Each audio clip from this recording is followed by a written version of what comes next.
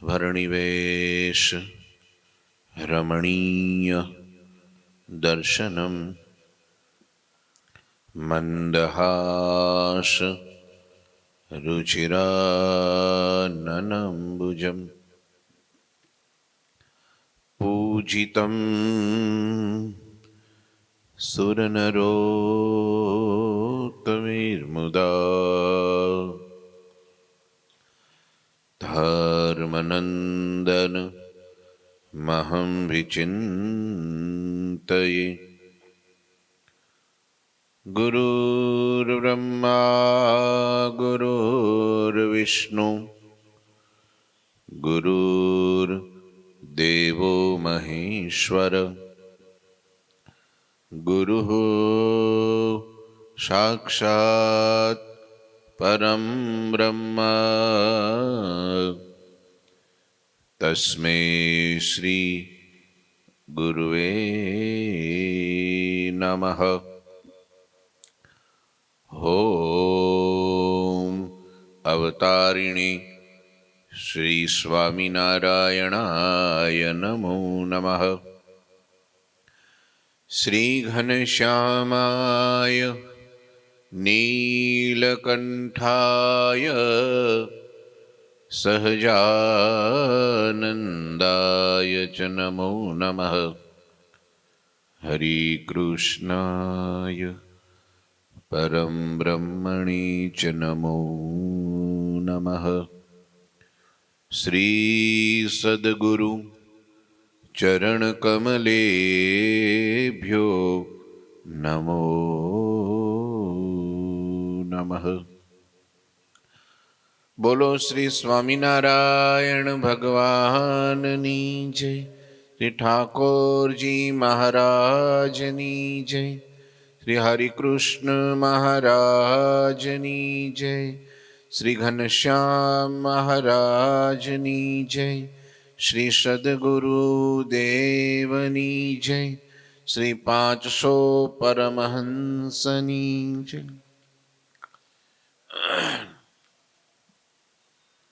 જય શ્રી સ્વામિનારાયણ. શ્રી પુરુષોત્તમ ચરિત્ર ગ્રંથ વિરચિત કવિશ્વર દલપતરામ, અધ્યાય 59 ચાલે છે. ભગવાને ડભાણમાં યજ્ઞ નિર્વિઘ્નપણે સંપૂર્ણ કર્યો. ત્યાં સુધી કથા આપણે સાંભળી હતી. આગળ ત્યાં તળાવમાં રહેલ જીવજંતુને પણ યજ્ઞનો પ્રસાદ મળ્યો એની કથા લખે છે. અષ્ટસિદ્ધિ નવ નિધિ ઈત આઈ, પ્રભુ પ્રતાપ પ્રત્યક્ષ બસાઈ. તાતે તોટા કછો નહીં આયા, લડુ કશેષ बहुत रहाया. लड्डू कशेष बहुत रहाया. अष्ट सिद्धि नवनिधित आई. ભગવાને દબાણમાં યજ્ઞ કર્યો.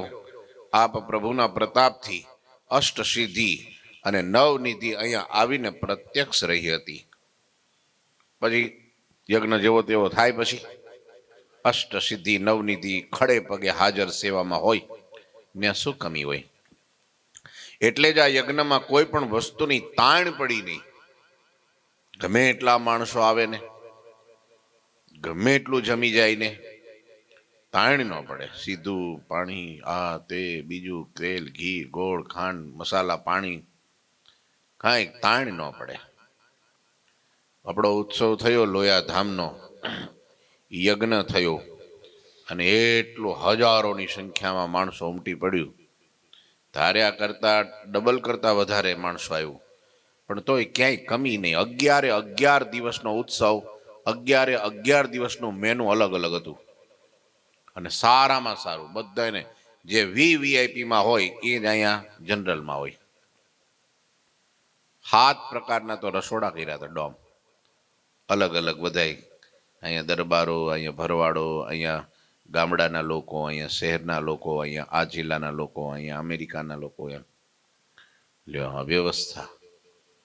ભગવાન સાક્ષાત પ્રગટ જાણે બધું કરતા હોય અને ગુરુજીના માર્ગદર્શન પ્રમાણે બધું થયું હોય, તેમની કૃપા પ્રસાદ હે એ ભળે અને એમાં કાંઈ કમી થાય નહીં. કોઈની પણ ફરિયાદ ન આવી કે ઉતારામાં તકલીફ હતી, પાણીની આ તકલીફ હતી, લાઇટમાં પ્રોબ્લેમ હતા, ઓઢવામાં આમ હતું, પથ્થરવામાં કાંઈ નહીં. બધા જેટલા મળે ને દેશમાં ને વિદેશમાં, ગુજરાતની બહારના બધા જ્યારે આજે પણ હજી કે ઉત્સવ એટલે ઉત્સવો, બાકી વ્યવસ્થા એટલે વ્યવસ્થા બાકી. જો એ સંતોને ધન્યવાદ આપવા પડે ને, સ્વયંસેવકોને ધન્યવાદ આપવા પડે ને કે એવી રાત દિવસ મહેનત કરીને એટલી વ્યવસ્થા. નહીંતર આટલા મોટું નાનું ગામડું ને આટલો મોટો ઉત્સવ 200-250 વીઘાની અંદર પથરાયેલો હોય તો ક્યાંક ને ક્યાંક કંઈક ને કંઈક તો થોડું ઘણું તો રહે જ, પણ કાંઈ ન રહ્યું બોલો. કારણ કે ત્યાં અષ્ટસિદ્ધિ નવનિધિ ભગવાનને ભગવાનના મહાપુરુષોની સેવામાં અખંડ ખડે પગે હાજર હોય, ત્યાં કોઈ વસ્તુની તાણ વર્તાય નહીં. હજુ ઘણા બધા લાડવા પડ્યા છો, વૈધા છે. બ્રાહ્મણોને જમાડ્યા, લોકોને જમાડ્યા, અને આમ જો આ માથે ઉભા રહીને જમાડ્યા. જેટલા ડબલ જમતા હતા ને ખોરાક એનો ડબલ ખોરાક થઈ ગયો બોલો, એટલું જમાડ્યા. શેષ રયાશો ક્યાં કરે, હવે લાડવા વૈધા, હવે એનું શું કરવું? શેષ રયાશો ક્યાં કરે, નાથ હુકમ ફરમાવું. રસોડા વિભાગના સ્વયંસેવકો આવ્યા, સમિતિના, એ સંતો છે ને ભક્તો છે ને બધા બ્રાહ્મણો છે ને. નાથ હુકમ ફરમાવો, કહે પ્રભુ પુરવાસી કે પ્રતિ ઘર ઘર પહોંચાવો. લ્યો વૈધું બહુ વૈધું તો બહુ વૈધું મહારાજ. કેમ થયું? માણા ઓછા આવ્યા હતા કે? માણા તો ડબલ આવ્યા હતા. તે ડબલ 4 ગણું બનાવી નાખ્યું હતું કે ના? બનાવ્યું હતું બરાબર. તો વૈધું કેમ? તો એ એક પરચો છે. તો હવે પ્રભુ હે નાથ હુકમ કરો, આ બાકી રહેલા લાડુઓનો અમે શું કરીએ? ત્યારે પ્રભુએ કહ્યું કે ગામમાં ઘેરે ઘેરે લાડુ પહોંચાડો. જેટલા જોઈએ એટલા આપી દો, ઘેરે ઘેરે જાઓ, ડોલો ભરી ભરીને મંડો આપવા. ભલે અઠવાડિયું નકરા લાડવા જ ખાય, ખીચડી બીચડી બનાવે જ નહીં કોઈ, રોટલી નહીં, દાળ ભાત નહીં, કાંઈ નહીં, લાડવા જ ઘેરે ઘેર પહોંચાડો. ચારી બરન નર નાર જીમે સ્વદેશી વિદેશી જન. વિદેશી આવ્યા હતા, ગોરિયા લોકો હતા ને ત્યાં, શાસન એમનું હતું, એને તો આમંત્રણ આપવું જ પડે, રાજા હોય ને તો. તપની બઢે અપાર ડાર દિયા સુ તડાગ મેં, ડાર દિયા સો તડાગ મેં. લ્યો ત્યારબાદ ચારેય વર્ણના સ્વદેશી અને વિદેશી અનેક નર નારીઓ લાડુ જમ્યા. લો એ વખતે વિદેશ એટલે નદીની ઉસપાર વિદેશ ગણાતું, અત્યારે દરિયાની ઉસપાર વિદેશ ગણાય છે. અને અત્યારે તો પેલા નદી ક્રોસ કરો મોટી, મહીસાગર સામે કાંઠે, એટલે તમે નદી ક્રોસ કરીને સામે જાઓ એટલે તમે વિદેશ ગયા હોય એવું લાગે, પરદેશ ગયા છો એવું હતું. અત્યારે હજી નથી લોકો કહેતા, કાઠિયાવાડ લોકો, હા કંઈક ગામડે કંઈક કામ હોય ને ગયા હોય ને આપણે પૂછીએ ક્યાં ગયા છે, કંઈ દેશમાં ગયા છે. એટલે એનો મતલબ આ શું છે? વિદેશ. હા વિદેશ છીએ એમ કે, અહીંથી જાય એટલે કે દેશમાં ગયા છીએ, દેશમાં. એને માટે દેશ પહેલેથી એવો શબ્દ વપરાઈ ગયો અને હાલી ગયો. હા એમ જ કે દેશમાં કે દેહમાં ગયા છે, કે દેહમાં. લ્યો એટલે લાડુ ચારેય વર્ણના લોકોને, સ્વદેશી હોય વિદેશી નરનારીઓ બધાને જમાડ્યા, તો પણ અપાર લાડુ વૈધા પાછા. લ્યો ઘેરે ઘેરે દીધા, બધાને પોટલા ભરી દીધા, પ્રસાદના પડીકા કરીને દીધા, તોય વધ્યા. ને પછી એ લાડુઓને મહારાજ કે કામ કરો, વૈધા? તો કે હજી ઘણા વૈધા. તો હવે માછલા ભૂખ્યા છે, તળાવમાં માછલા ભૂખ્યા છે, તો કે લાડુઓ ને જળચર પ્રાણીઓ માટે તળાવમાં નાખી દો. તળાવમાં નાખ્યા બોલો. પોષ માસ કી પૂનમ આઈ. આ તો મા મહિનો હાલે છે ને. પોહ ગઈ. પોહ માસની પૂનમ એટલે કઈ પૂનમ કહેવાય? પોચી પૂનમ. પોચી પૂનમે કઈક શું હોય? પોચી પૂનમે કઈક હોય ને, કઈક હું વ્રત લે શું કરે? હે? હા, દીકરીઓ વ્રત રાખે પોચી પૂનમનું. પછી કઈક બીજનું હોય ને ભાઈ, ભાઈ બીજ. જમે જમે ઈ બીજ, ઈ પોહ મહિનાની બીજ એવું હોય ને કઈ પૂનમ નું હોય નહીં. હા, ઈ પોચી પૂનમ એ જ થઈ. ભાઈ બહેન ની ઈ પોચી પૂનમ. ઈ પોચી પૂનમ ને દિવસે પોષ માસ કી પૂનમ આઈ, તબ મખ પૂરણ ભયો જશદાઈ, પ્રભુ કો પ્રોઢ પ્રતાપ નિહારી, આશ્રિત ભય અધિક નર નારી. જ્યારે પોષ મહિનાની પૂર્ણિમાનો દિવસ આવ્યો, યશ આપનારો યજ્ઞ પૂર્ણ થયો.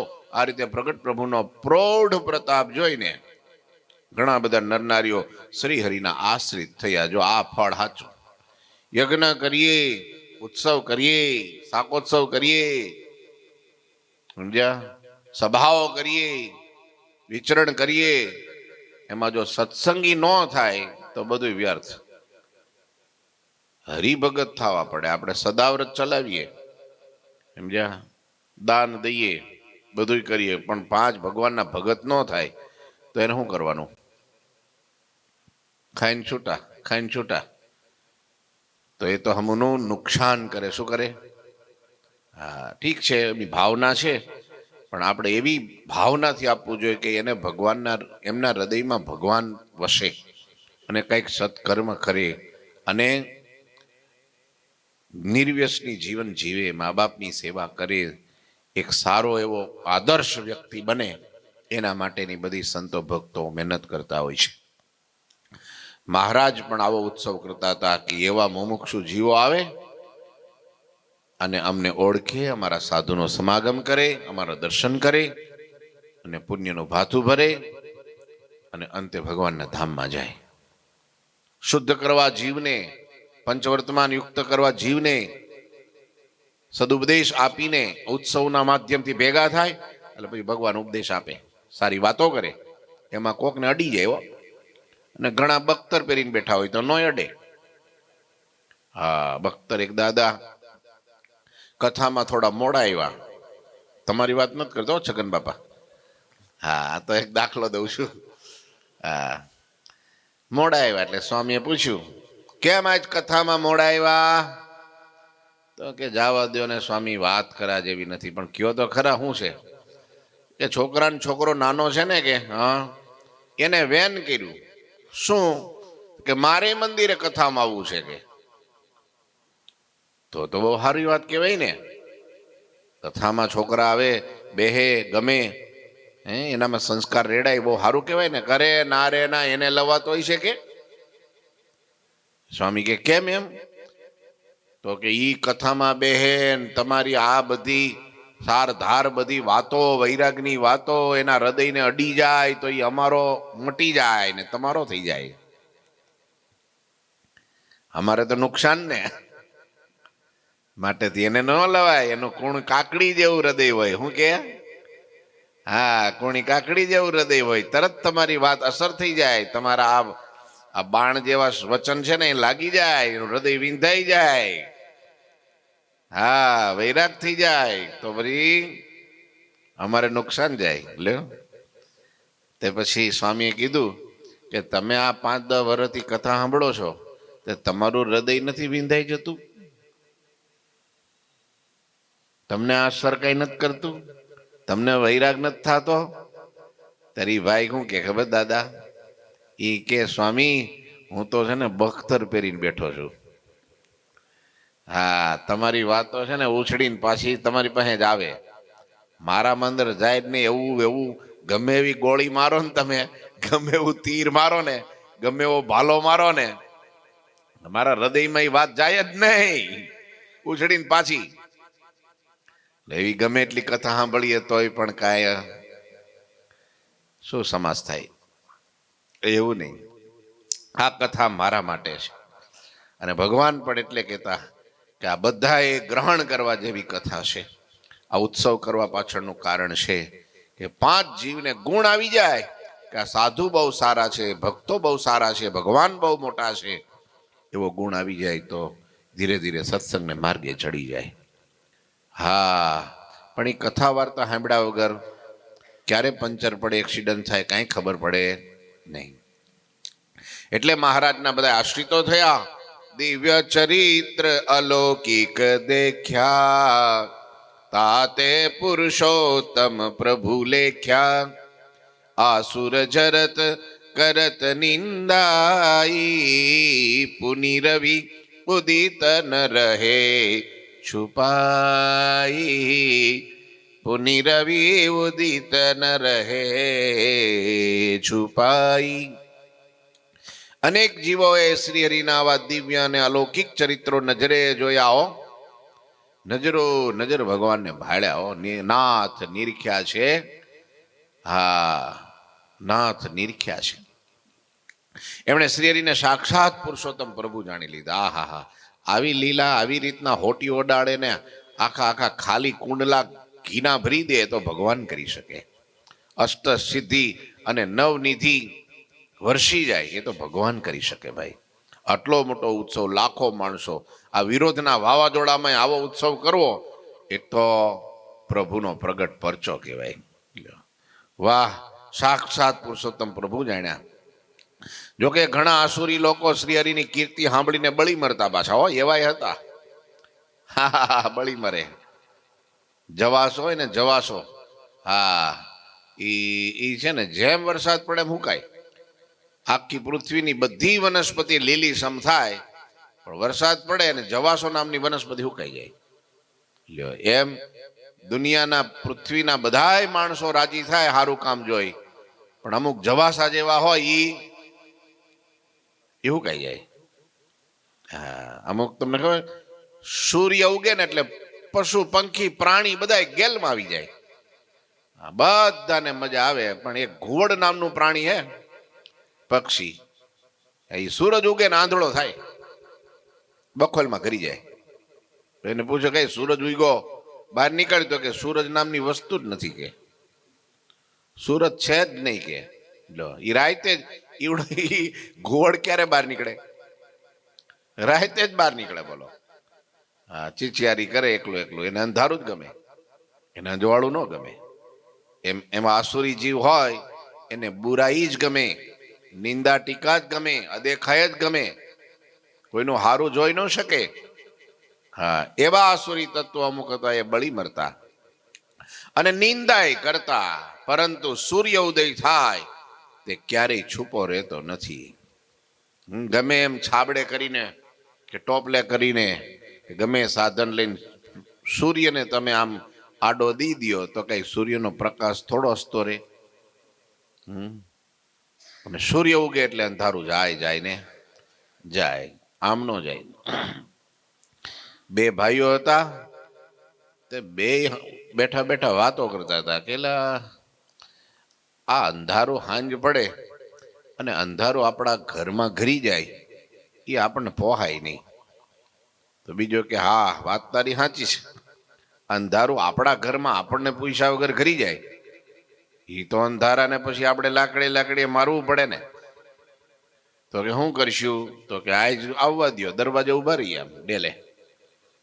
હાંજ પડે, આટલા વાગે આવે છે અંધારું, આપણે ડેલે ઉભા રહી લાકડીઓ લઈને. બરાબર 5, 6, 6:30, 7 વાગ્યા અને અંધારાના ઓળા મીડા ઉતરવા. પેલા બે કેલા આવ્યું હો કે છે કે ના હું ઉભો છું, તું ઉભો રહે છે, કે લાકડી અંધારાને ટીપી નાખીએ કે અંધારું ફળિયા, પેલા ફળિયામાં ગીરું. એલા બે લાકડીઓ ઉછાળતા ફળિયામાં આવ્યા. એલા જો ઓસરીમાં ગયું, આ તો ઓસરીમાં ગયું. એલા આ તો ઘરમાં હોય પોઈગું. ઘરમાં ઘરીને મીંડા લાકડીઓ વીંજવા, અંધારાને મીંડા મારવા. તે કેટલી ટ્યુબલાઇટો ને ગોળા ને બોળા ને કબાટ ને કાચ ને બધું ફોડી નાખ્યું. એકબીજાને તોલામાં બે લાકડીઓ દઈ દીધી. હા, પછી બહાર નીકળ્યા. હા, થાકીને ઠૂસ થઈ ગયા, ન્યાન પડી ગયા. સવાર થયો એટલે આમ શેઠ જાગ્યા, માથું ખંજવાળતા ઊભા થયા. ત્યાં જોયું કે લે જો અંધારાને કાઢ્યું ને,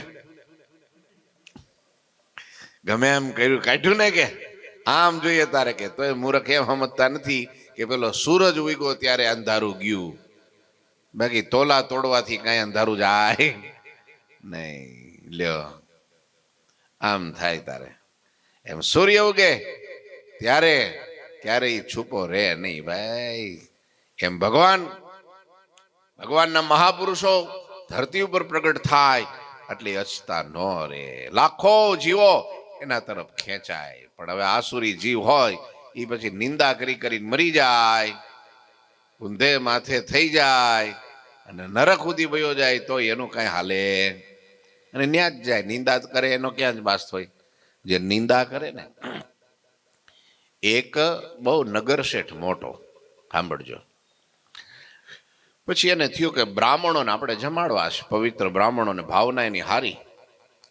સીધું સામાન આપ્યું, બધું દૂધપાક ને બનાવ્યું બરાબર ફર્સ્ટ ક્લાસ. ખુલ્લી જગ્યા ને દૂધપાક બનાવતા હતા ને એ બધું બરાબર એમ ઠારવા મૂક્યો હતો ને એમાં આકાશમાંથી એક સમડી હરપ લઈને નીકળી શિકાર કરીને. તે પેલું હરપ આમ તડફડે ને એટલે એના મોઢામાંથી લાળ પડી. એ લાળ અહીંયાથી બરાબર ત્યાંથી ઉડતું હતું ને પક્ષી નીચે જ પેલું દૂધપાકનો તપેલો, તો એ લાળ તપેલામાં પડી. હવે ઝેરવાળું થઈ ગયું બધું દૂધપાક, કોઈને ખબર નહીં. હાલો તો હલાવીને મીંડા પીરસવા, પંક્તિ થઈ, બધાએ દૂધપાક પીધો. એ પીધો ને 5 મિનિટ થઈ, બધા ઢળી પડ્યા ન્યાન ન્યાન.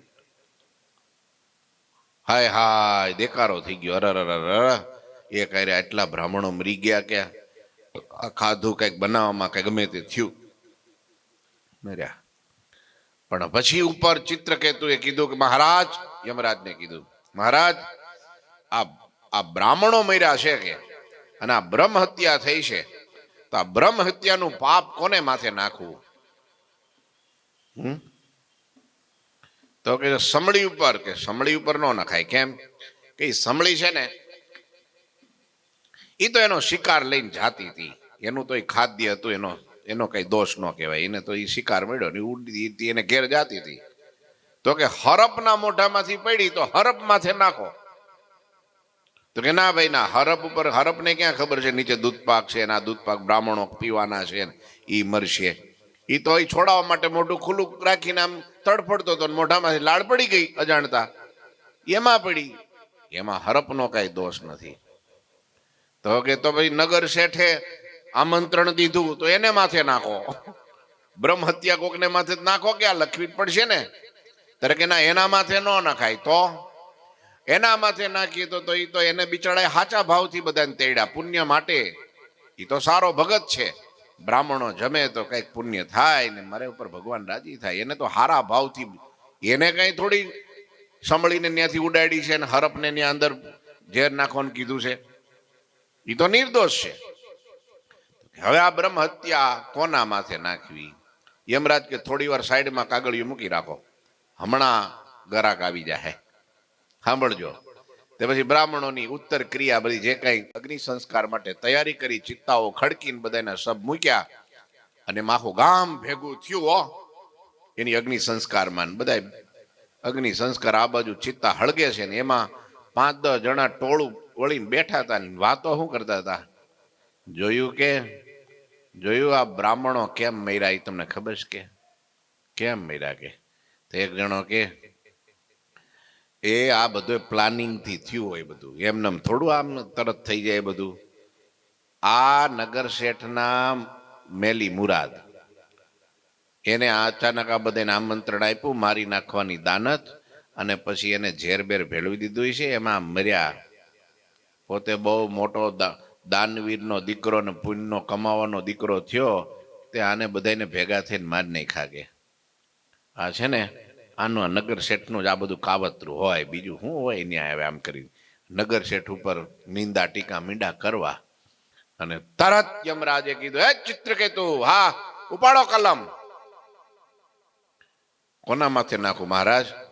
તારે કે જો પેલા 5-10 જણા ટોળા વળીને હા હા હા પેલો બોલે છે ને એમાં હાય હા કરે છે ને બોલનારો છે ને નગર શેઠની નિંદા કરે છે ને આક્ષેપો નાખે છે ને એના માથે બ્રહ્મહત્યા નાખી દેવા.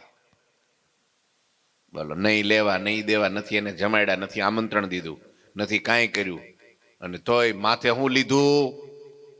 બોલો, બ્રહ્મહત્યા લીધી. કેમ? નિંદા કરી, ટીકા કરી, કોકની હલકી વાતો કરી, ખોટા આક્ષેપો નાખ્યા.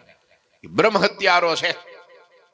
માટે કોઈ દી કોઈની નિંદા ન કરવી, કોઈની ટીકા ન કરવી, કોઈને હલકા ન કહેવા, અને કોઈને પણ ક્યારે ઉતારી પાડવા નહીં. કોઈનું ઉન્નતિ જોઈને દાજવું નહીં, કોઈનું સન્માન જોઈને દાજવું નહીં, કોઈની મોટાઈ જોઈને દાજવું નહીં. લ્યો, નહીતર જો ઈર્ષા થાય, દ્વેષ થાય, નિંદા ટીકા થાય તો કયું પાપ આવે માથે? બ્રહ્મહત્યાનું પાપ લાગે. લ્યો, આમ છે. પણ આ મૂર્ખ માણસને કોણ સમજાવે? લોકો નિંદાય કરતા હતા. જેમ સુદ પક્ષમાં ચંદ્રની કળા વધતી જાય તેમ શ્રીહરિનો પ્રૌઢ પ્રતાપ દિવસ દિવસ પ્રત્યે વધતો જ રહ્યો. કોઈ વ્યક્તિ જાણતા ન હોય ત્યાં સુધી પહેલા ઉરમાં ઈર્ષા કરતા, પરંતુ પાછળથી પ્રભુનો પ્રત્યક્ષ પ્રતાપ જોઈને શ્રીહરિને પ્રગટ ભગવાન માનવા લાગ્યા. આમાં હું કોકનો કુસંગ લડી ગયો હોય ને એટલે બિચારો હોરે હોરે ચડી ગયો એની હારે. આ તો નિર્દોષ હોય બિચારો, ભલો ભોળો હોય, મુમુક્ષો હોય, પણ સંગ ખરાબ થઈ ગયો હોય ને એટલે એને પછી આવા ઈર્ષાના વાદળા આવે, દ્વેષના વાદળા આવે, એને થોડો અણગમો રે. પણ નજરે જોવે ને, આહા હા, એ ભગવાનનો, ભગવાનના સાધુનો, ભગવાનના ભક્તોનો પ્રતાપ જોવે ને, અને પછી ગમે એવી ઈર્ષા હોય તે ટળી જાય, દ્વેષે ટળી જાય, અને અહો અહો પણ વાહ વાહ મંડે કરવા. એમ કેટલા એવા પાછળથી પ્રભુમાં પ્રતાપ જોઈને શ્રીહરિને પ્રગટ ભગવાન માનવા લાગ્યા. લો, જય જયકાર થવા લાગ્યો. પુરવ ભાવ કૃત શુભ સંસ્કારા ઉनको ઉપજત શુદ્ધ વિચારા.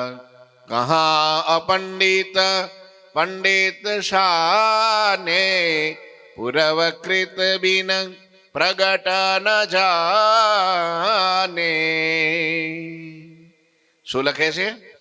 જેમનામાં પૂર્વ જન્મના શુભ સંસ્કાર હોય તેમને પ્રગટ પ્રભુ વિશે શુદ્ધ વિચાર ઉપજે છે. પૂર્વના સંસ્કાર, ઘણી વાર નથી કહેતા કે આટલો આટલો સત્સંગ કરે તોય પણ ઈર્ષા મુક્તો નથી, દ્વેષ મુક્તો નથી, અભાવ ગુણ લયા કરે છે. એનું કારણ શું? આગલા જન્મમાં એને કોક સાધુનો દ્રોહ કર્યો છે અને મા બાપનો કુરાજીપો લીધો છે, એની સેવા નથી કરી, એના કારણે એનો જીવ અસુર ભાવને પામી ગયો છે. એટલે ગમે એટલું હારું સાધુ કરે ને તો એને હારું ન દેખાય, એમાં એને સ્વાર્થ જ દેખાય કે આ તો સ્વાર્થે કરીને કરે છે, આ તો પોતા માટે કરે છે, આ તો વ્યક્તિ પૂજા, પોતે પૂજાવું છે, પોતાને મનાવવું છે, પોતાની નામના, પોતાની ચાહના કરવી છે, પોતા માટે. આ અસુરનું લક્ષણ. આવું જે વિચારે કોઈ સંત પ્રત્યે, અભાવ અવગુણ આવી જાય, દ્રોહ કરવા લાગે, અથવા એની મરજી પ્રમાણે ઈ ઈચ્છે છે એવું ન કરે, કે એવું ન થાય, એટલે પછી સાધુનો દ્રોહ કરે. મારી મરજી પ્રમાણે બધા રહેવા પડે. હવે એ બને? શક્ય બને કોઈ દી? હવે તારી મરજી પ્રમાણે તારા ઘરના કોઈ નથી રહેતા, પત્ની નથી રહેતી, છોકરા નથી રહેતા, મા બાપ નથી રહેતા, અને તું બહાર ક્યાં હાલી નીકળો? હું કહું એમ સ્વામી કરે, હું કહું એમ આ બધું થાય. એ તો અજ્ઞાન કહેવાય ને. પછી એમ ન થાય એટલે દ્રોહ કરે. શું કરે? પોતાની પ્રકૃતિને મરોડે, પોતાના સ્વભાવ ઉપર બે શબ્દો કહે એટલે સાધુનો અભાવ લે. એને કરીને સત્સંગમાં હેત ગાઢ પ્રીતિ ન થાય. પેલું વચનામૃત લ્યો. આમ દ્વેષ કરે. પૂર્વ જન્મના શુભ સંસ્કાર હોય તો પ્રગટ પ્રભુ વિશે વિચાર સારો, શુદ્ધ વિચાર ઉપજે. શુદ્ધ વિચાર, આપણને શુદ્ધ વિચાર આવે ને તો સમજવાનું આગલા જન્મનું પુણ્ય છે, આગલા જન્મમાં કાંઈક સારું કામ થઈ ગયું છે આપણાથી. સાધુનો રાજીપો મળ્યો, મા બાપનો રાજીપો મળ્યો, ગરીબોનો, બ્રાહ્મણોનો, ગાયોનો આશીર્વાદ મળ્યા છે, એના કારણે આપણને સદવિચાર આવે છે, દોડી દોડીને મંદિરે જવાનું મન થાય છે, કથા વાર્તામાં બેસવાનું મન થાય છે, સાધુ યાદ આવે છે, પૂજા પાઠ કરીએ છીએ, ટાઈમે માનસી પૂજા કરીએ છીએ, હાલતા ચાલતા ભગવાનનું નામ જપીએ છીએ. આ બધું કારણીય છે. સમજ્યા? પણ જો પાપ થઈ ગયું હોય પૂર્વ જન્મમાં, કાંઈક કોઈકનો દ્રોહ થઈ ગયો હોય, કોઈના જીવને દુભાયો હોય, હિંસા થઈ ગઈ હોય, યા જન્મે પછી એને અભાવ અવગુણ જ આવે. એને ભક્તિ ગમે નહીં હો, એને ફરવું જ ગમે, હોટલમાં ખાવું જ ગમે, એને રખડવું જ ગમે, પૈસા વાપરવા જ ગમે, એને નકરા ધંધા બિઝનેસ ભેગા કરીને પછી રૂપિયાવાળા થવું જ ગમે. અને હમણાં તો ક્રેઝ ચાલ્યો છે રાતોરાત કરોડપતિ. મારે જાજુ મારા બાપાએ આખી જિંદગી હોમી દીધી ને 2 મકાન ને 1 ગાડી, બસ એટલું જ આખી જિંદગી. મારે 2 વર્ષમાં 4 બંગલા કરવા છે અને 4 ગાડીઓ. હવે 4 બંગલામાં ઈ કેવી રીતનો રહે? પગને લાંબો કરશે, આમ કરશે, થોડો કેમ કરશે? કુવા તો ને 2.5 ફૂટની પથારી જ જોઈએ. 4 ગાડીમાં શું કરશે? ભાઈ સાંજે આમ જવાનું આ ગાડીમાં, સવારે પેલી ગાડીમાં, બપોરે ત્રીજી ગાડીમાં. પણ તોય માણસને કેવી લાગે છે પેલામાં છે તો આપણે પણ કેમ નહીં? હા, રાત દિવસ એની પાછળ, રાત દિવસ એની. એને સાંજ પડે ભગવાનનો યાદ આવે, સાધુનો યાદ આવે. કોઈ સાથે જીવ જોડ્યો ન હોય તો એની વાત ન મનાય. અત્યારે તો રાતોરાત શું થઈ જવું છે? કરોડપતિ. કેવું થઈ જવું છે? અને કરોડપતિ થવા માટે સીધી આંગળી કામ ન લાગે. એને કેવી આંગળી કરવી પડે? વાંકી જ કરવી પડે. ખોટું કર્યા વગર કાંઈ આ દુનિયામાં કોઈને મુંડા વગર નાણાં વાળું થવાતું પછી મુંડે, અને બુદ્ધિ થાય ભ્રષ્ટ, અને પછી એવો છત્તે દેહે આને આ જન્મમાં નરક જેવું દુઃખ ભોગવે. કેવું? નો છોકરા હાથમાં હોય, નો મા બાપ હોય, નો પત્ની હોય, નો મિત્રો હોય, નો કઈ હગાવાલા હોય. સાધુ ને ભગવાનને તો છેટા જ મૂકી દીધા હોય ને. એની પાસે તો જઈ ન હકે, મોઢું બતાવી ન હકે, કોને કેવું મારું દુઃખ, હાય હાય. પછી છેલ્લે શું કરે? પંખે બાંધે દોરડું ગળામાં નાખીને પછી મારે સલાંગ, અચ્યુતમ કેશવમ, જિંદગી પૂરી. અને બીજા જન્મમાં આત્મહત્યારો તો ભૂત થાય, પ્રેત થાય, રખડે ભટકે, કઈ આરો આવે નહીં. માટે કદીએ ક્યારેય કોઈનો દ્રોહ કરવો, ક્યારેય આવું નબળું કાર્ય કરવું નહીં. પૂર્વજન્મના શુભ સંસ્કાર હોય તો પ્રગટ પ્રભુમાં શુદ્ધ વિચાર ઉપજે, નહીં તો કોઈ શાણા પંડિત કે અપંડિત હોય તો એ શું? ગમે એવો બુદ્ધિવાળો હોય, વિદ્વાન હોય તો એ શું? કેમ કે પૂર્વના શુભ સંસ્કાર વિના પ્રગટ પ્રભુ ઓળખાતા જ નથી. લ્યો, માટે પૂર્વનો ભારે સંસ્કાર રાખો. અત્યારે જે કર્મ કર્યું છે ને આગળ કામ લાગશે, ખરેખરું કામ લાગશે. સારું કર્યું હોય તો, નબળું કર્યું હોય તો પછી ઈ પ્રમાણેનું ફળ. જગન કરત જગમુના તટે, વિપ્ર બડે વિદ્વાન, તે નહીં જાને જાન લીએ, ઋષિ પત્ની ભગવાન. ઋષિ પત્ની ભગવાન. યમુનાના કિનારે મોટા વિદ્વાન બ્રાહ્મણો યજ્ઞ કરતા હતા. તેમણે શ્રી કૃષ્ણ ભગવાનને ઓળખ્યા જ નહોતા. યજ્ઞ કરતા હતા, ઓમ સ્વાહા વિષ્ણવે સ્વાહા, કેશવાય સ્વાહા, માધવાય સ્વાહા, બધું કરતા હતા. ઈ માધવ કોણ એને ખબર નથી બિચારા. ઈ કેશવ કોણ તો એ કે ખબર નથી. ઓમ નારાયણાય સ્વાહા, પણ નારાયણ કોણ એ ખબર નથી એને.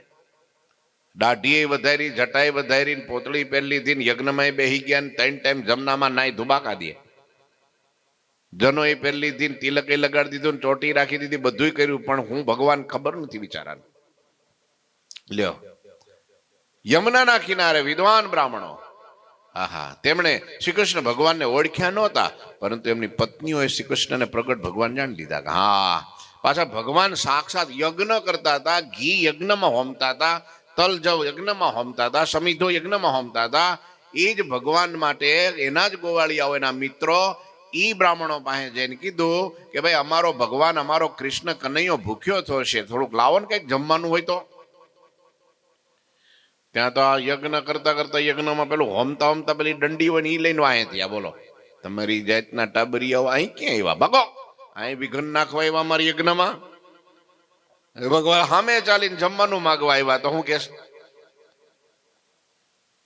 અમારા યજ્ઞમાં તમે વિઘન નાખવા આવ્યા જાઓ ક્યાંયથી ભાગો ક્યાંયથી અહીં અમારે યજ્ઞમાં યજ્ઞ ચાલે જો તો ખરો અમે શું કરીએ છીએ તમે આમાં હું જાણો એટલે આવું થાય હા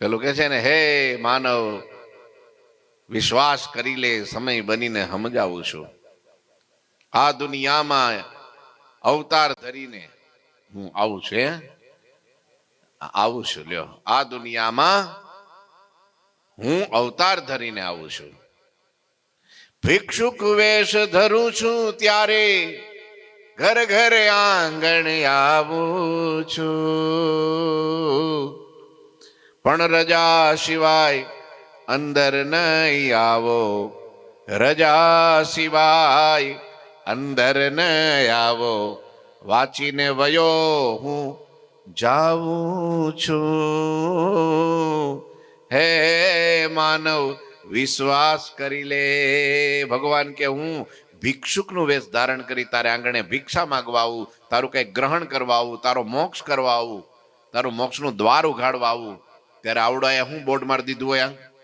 ઘરને બારણે બહારથી વંચાય એવું કેવું બોર્ડ માર્યું હોય રજા સિવાય અંદર નહીં આવો તે કોની રજા લઉં બાયણાની લઉં દિવાલની લઉં કોકને ઉભો હોય તો લઉં ને પણ પાટીઓ વાંચીને વયો જાઓ વાંચીને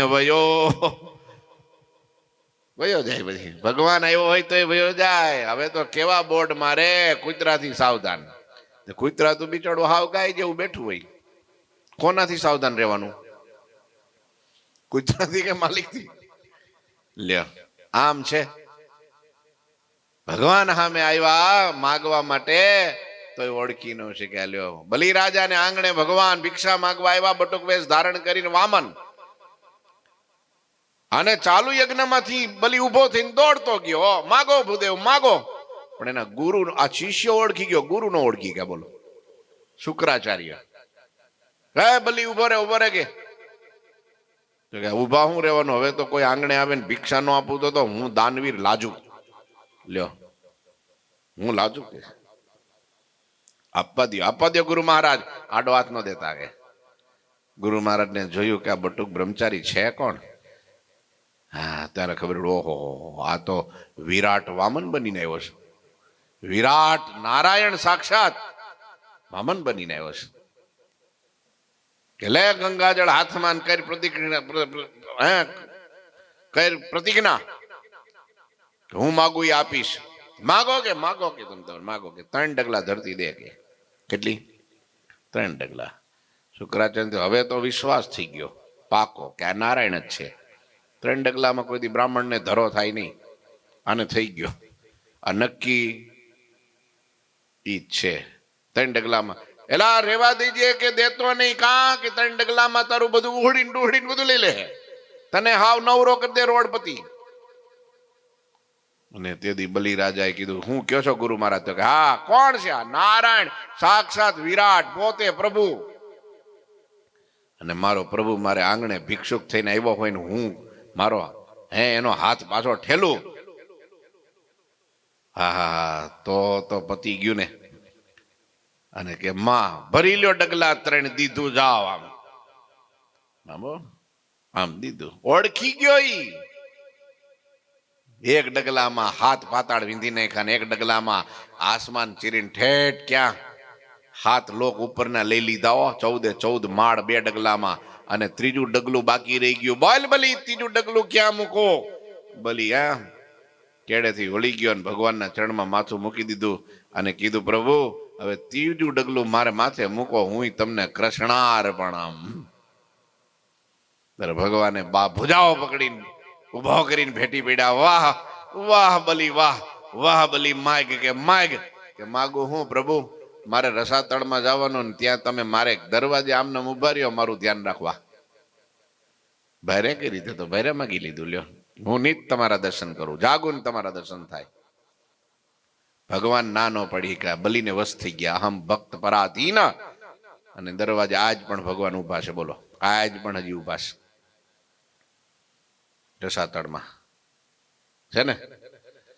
આમ ઓળખી જાય તો કામ થઈ જાય, નહીતર તો પેલા ભૂદેવો ઘેરે ભગવાનના માટે માગવા આવ્યા તો એમ સાધુ જ્યારે માગવા આવે ને ભગવાન માટે માગવા આવતી એને હું કેટલું જોઈએ, કેટલા જોડી કપડાં જોઈએ, કેટલું ખાવા જોઈએ, કેટલી પથારી જોઈએ ભાઈ. એના નામના કઈ થોડા બેંકમાં ખાતા છે કે જમા કરતા જાહે અને પાછળ કોકના નામે કરતા જાય, એવું કઈ નથી. બધું ભગવાનનું છે. જ્યારે આ ભગવાન કે ભગવાનના સાધુ આપણી સામે હાથ ફેલાવે અને તેથી સમજવાનું કે આપણા ભાગ્યના બારણા ખુલી ગયા. જેથી સંકોચ થાય કે આની પાસે હું મારે માગવું, હારો મારો હાથ ઠેલશે પાછો તો તેથી માનવું કે આપણા કરમ ફૂટ્યા, ભાગ નબળા, કે સાધુને આપણી પાસે માગતા સંકોચ થાય છે. પેલો તો ધન્ય થયા, વાહ સાધુએ કંઈક માગ્યું, મારી પાસે માગ્યું, ઓહો મારા ભાગના દરવાજા, અક્ષરધામના દરવાજા ખોલને કામ મારું કંઈક અંગીકાર કરશે, એના કારણે એ પુણ્યના પ્રતાપે મારા જીવનું રૂડું થાય, મારું કલ્યાણ થાય. આ લોકમાં તો જેણે કંઈક દીધું ને ભગવાનને સાધુને પરોપકાર માટે વાપર્યું ને એ જ સુખી થયા છો. હા, એ જ સુખી થયા છે. કારણ કે એક દાણો ધરતીમાં નાખે 1000 દાણા પ્રભુ આપે ને. કોણ આપે? એક સત્કર્મમાં દાણો વાપરે તો ભગવાન 1000 ગણું કરીને આપે પાછું. કોઈનું ઋણ ન રાખે ગિરધારી, વ્યાજ સહિત આપે મોરારી, વ્યાજ સહિત આપે ભગવાન. પણ આમ જો આમ છૂટવું પડે, દમડી તૂટે પણ ચમડી તૂટે પણ દમડી ન છૂટે. હા, એવું નથી કેતા કે ભાઈ કોકનું ઉછીનું પૂછીનું વેચીને ઘર બાર પરિવાર બધું વેચીને જમીન વેચીને પણ દઈ દો, ના. આપણી શક્તિ પ્રમાણે શુભ વિચાર ત્યારે જ આવે, સમર્પણ ભાવ હોય. બ્રાહ્મણો ન ઓળખી શક્યા, પરંતુ એની પત્નીઓએ શ્રી કૃષ્ણ પ્રગટ પ્રભુ જાણ્યા અને ભાઈ કૃષ્ણને જમાડ્યા. હો હા, સબ. હવે તો છંદ હરિગીત આવ્યો છે, આવતીકાલે લઈએ, કારણ કે છંદ બહુ મજા આવે એવો છે. અને હરિગીત છંદ ગાવાની મને બહુ મજા આવે. હા, ચારણી સાહિત્યમાં આનું બંધારણ જેવું ને કે આપણને એમ થાય ગાયા જ કરીએ, મજા જ આવ્યા કરે. વર્ણન પણ એવું છે. એટલે હરિગત છંદથી આપણે આવતીકાલે કથા સાંભળીશું. બોલો ઠાકોરજી મહારાજની જય. શ્રીપતિમ શ્રીધરમ સર્વદેવીશ્વરમ ભક્તિ ધર્માત્મજમ વાસુદેવમ હરે માધવમ કેશવમ કામદમ કારણમ સ્વામિનારાયણમ નીલકંઠમ ભજે. શ્રી ઠાકોરજી મહારાજની જય.